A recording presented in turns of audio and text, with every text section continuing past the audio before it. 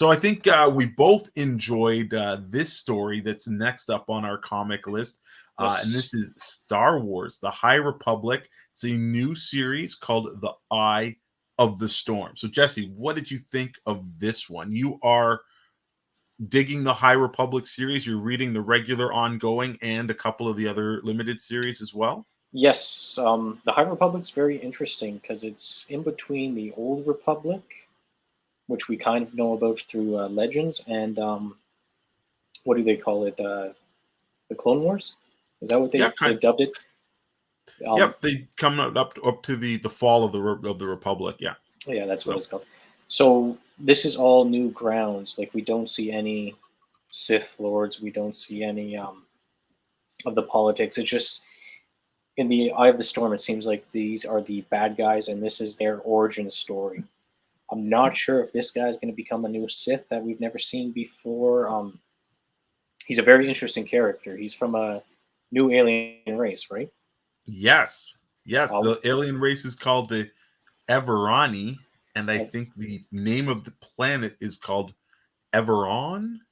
yeah. So yeah, so So you know, this alien race was a peaceful race. They always helped people.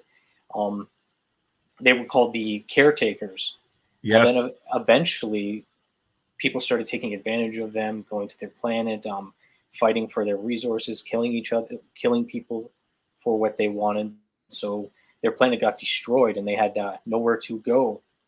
So the sorry, what was their name again? Everani. Everani's had to go out into space and find their own way.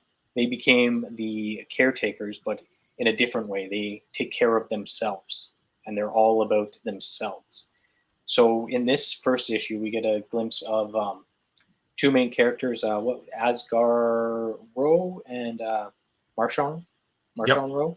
Marchon Ro is the guy you see there sitting on the throne, but that's him when he's a lot older, near the end of the issue.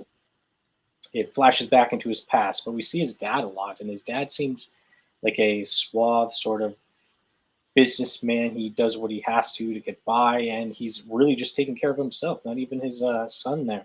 Yeah, he's pretty Um, ruthless. yeah, he is.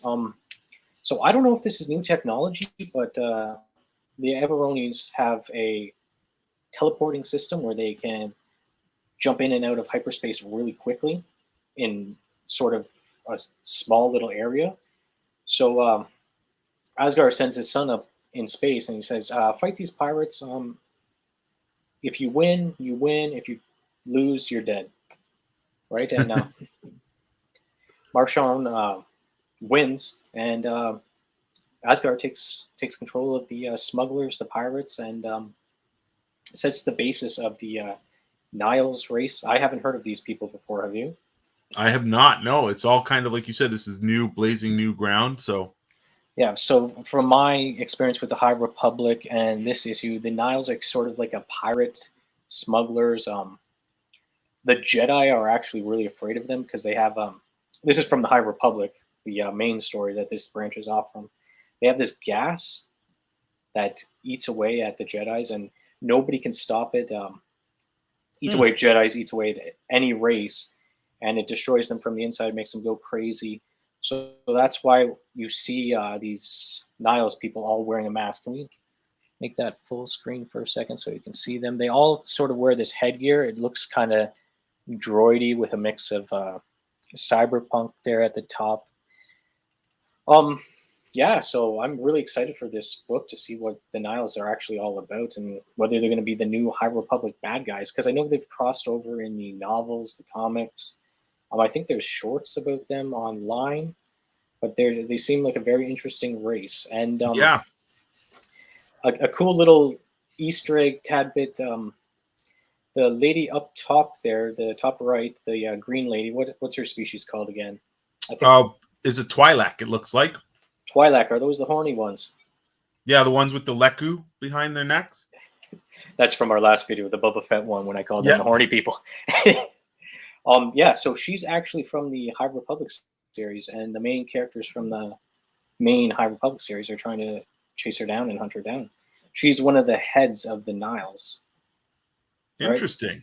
Yeah, Interesting. Well, that's a nice little tidbit there. And also, we can mention that the father um, of Marchion Ro basically has trained his son to be this weapon to be unleashed against the Jedi. And it's kind of interesting because his mother was like, saying, hey, he's got to be ready, but you don't know what a Jedi can do.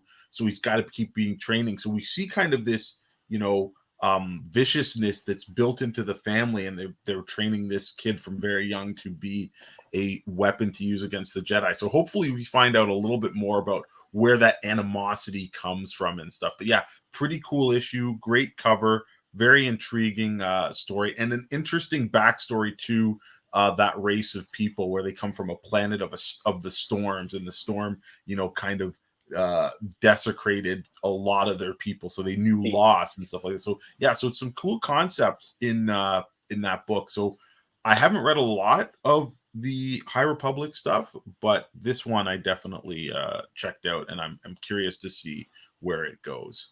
Now, did you read the Kylo Ren origin story? I did not know. No.